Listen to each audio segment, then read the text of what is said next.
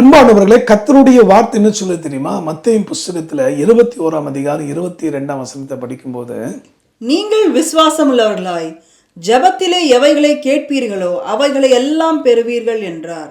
நீங்கள் சொல்லப்பட்டிருக்கு இல்லையா? நீன்னு சொல்லப்படாம. அதோட அர்த்தம் என்னன்னா, குழுவாக கூடி ஜெபிப்பதை நிறுத்தாதீங்க.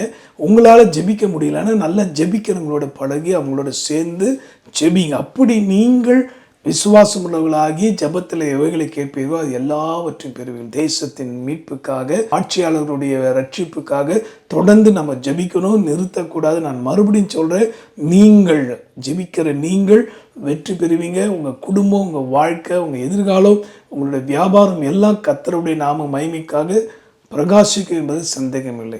ஆகவே குழுவாய் ஜெபிக்க, ஒரு மனதோடு ஜெபிக்க, இயேசுவை நோக்கி வேண்டிக் கொள்ள மறக்க வேண்டாம். ஜெபிப்போமா?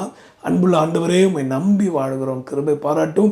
ஒற்றுமையோடு ஒரு மன சிந்தையோடு ஜெபிக்கிற அந்த ஜெப குழுக்களை எழுப்போம். ஜெப ஆவி பற்றி எறியட்டும் ஆண்டவரே. அதிசயங்களை செய்யும். அப்போஸ்தலர் காலத்தில் நடந்தது போல ஒரு எழுப்பது இந்த மக்களுக்குள்ளாக பற்றி எறியட்டும். இதை பகிர்ந்து கொள்கிற எல்லார் மேலும் உடைய ஆசீர்வாதம் இறங்கட்டும். இயேசுவின் மூலமாக ஜெபிக்கிறோம் நல்ல பிதாவே, ஆமென். ஜெபிக்க மறக்க வேண்டாம். God bless you.